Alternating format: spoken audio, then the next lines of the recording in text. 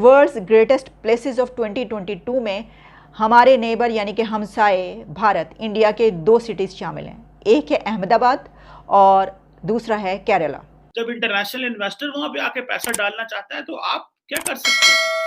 तो ये तो जो वो प्राइम मिनिस्टर मोदी की क्रेडिट रेटिंग ऊपर, जो रेटिंग है कितनी ऊपर चली जाएगी इवन नेक्स्ट इलेक्शंस के लिए, जिसको कहा जा रहा है greatest the world's greatest places 2022। उनकी तो अगली रेटिंग बड़ी ऊपर चली जाएगी 2023 के लिए या 2024 का जो इलेक्शन हो रहा है।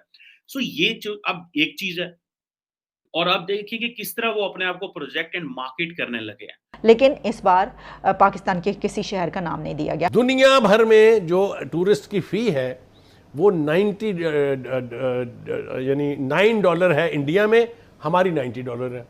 हमारे यहाँ टूरिस्ट कैमरा लेके वैलीज में नहीं जा सकता। हो सकता है कि उन्होंने वो जो दहशतगर्दी के हालात, सबसे ज़्यादा आसान इंडिया से चीज़ों को अडॉप्ट करना है, तो हमें कर लेना चाहिए जो चीज़ें बेहतर हैं, जो अच्छी हैं। वे चाइनियों ने क्या दिया?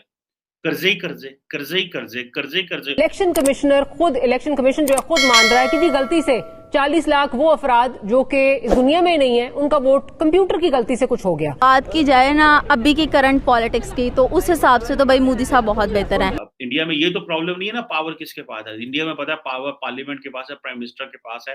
सो where the prime minister see, everybody looks. जैसा कि दोस्तों आपने क्लिप में देखा, पाकिस्तानी मीडिया ये चर्चा कर रहा है कि मोदी साहब की रेटिंग दिन ब दिन आसमान को छू रही है और पाकिस्तान को तो कोई मुंह नहीं लगाना चाहता।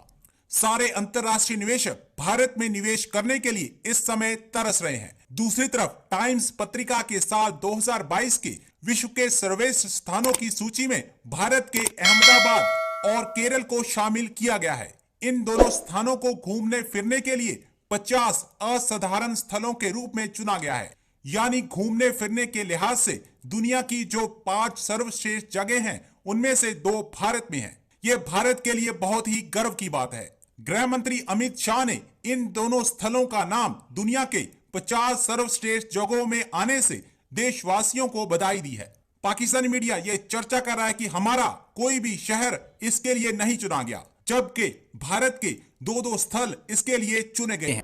एक और ख़बर ये है कि मैं ये देख रही थी कि टाइम मैगज़ीन जो है वो ये बता रहा था कि वैसे तो टाइम मैगज़ीन में अक्सर औकात इस तरह की कुछ सर्वे आते रहते हैं कि कौन से बेस्ट कंट्रीज़ हैं, कौन से बेस्ट सिटीज़ हैं।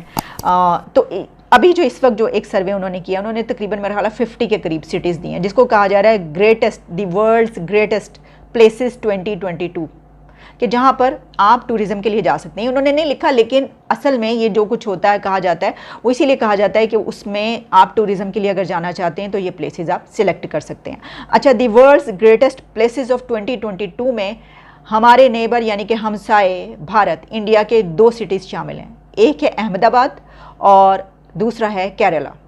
अब इसमें शामिल होने की मुख्तलिफ रीज़न्स हैं, जैसे कि उसमें दिखाया गया है कि वहाँ पे अहमदाबाद में जो है वो योगा के लिए बहुत बड़े बड़े ह्यूज प्लेसेस बनाई गई हैं। फिर वहाँ की उन्होंने जामिया मस्जिद की भी जिक्र, बहुत सारी वहाँ पे ऐसी प्लेसेस हैं कि जिनको जो है वो पसंद किया जाता है। फिर केरला का उन्होंने वहाँ पे जो ब्यूटी है, बीचेज़ और फिर एलिफेंट्स के हवाले से जो एलिफेंट सेंचुरीज हैं वहाँ पर, वो सारे उसकी बात की गई है।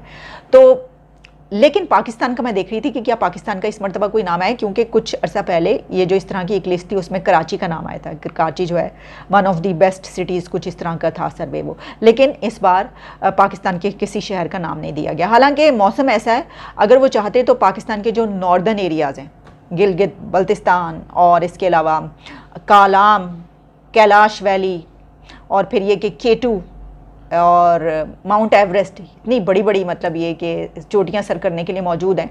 वैसे तो वहाँ पर जो है वो, लेकिन हो सकता है कि उन्होंने वो जो दहशतगर्दी के हालात हैं और ये सब सोच के बहरहाल हर एक की मे बी कि नेक्स्ट टाइम वो दे दें, अगले सर्वे में शामिल कर दें। लेकिन इसमें कोई पाकिस्तान का शामिल नहीं है, भारत के 2 सिटीज़ शामिल हैं। जब इंटरनेशनल इन्वेस्टर वहां पे आके पैसा डालना चाहता है तो आप क्या कर सकते हैं? तो ये तो जो वो प्राइम मिनिस्टर मोदी की क्रेडिट रेटिंग ऊपर, जो रेटिंग है कितनी ऊपर चली जाएगी इवन नेक्स्ट इलेक्शंस के लिए। फॉरगेट अभी वो क्या कर रहे हैं, उनकी तो अगली रेटिंग बड़ी ऊपर चली जाएगी 2023 के लिए या 2024 का जो इलेक्शन हो रहा है। सो ये जो अब एक चीज है, और आप देखिए कि किस तरह वो अपने आप को प्रोजेक्ट एंड मार्केट करने लगे हैं। उधर वो क्वाड में बैठे हैं, इंडिया मिडिल ईस्ट में जा रहा है, ये आपने देख लिया, इंटीग्रेटेड फूड पार्क्स की बात सुन ली। अब आगे सुने क्लीन एनर्जी के लिए जो क्या कर रहे हैं। जो प्राइम मिनिस्टर मोदी की जो होम स्टेट है गुजरात, वहां पे वो 300 मेगावाट जो है वो विंड एंड सोलर कैपेसिटी की जो है वो के प्रोजेक्ट्स लगाने लगे हैं। जो कि बैटरी जो है बैटरी एनर्जी स्टोरेज सिस्टम जिसका होगा।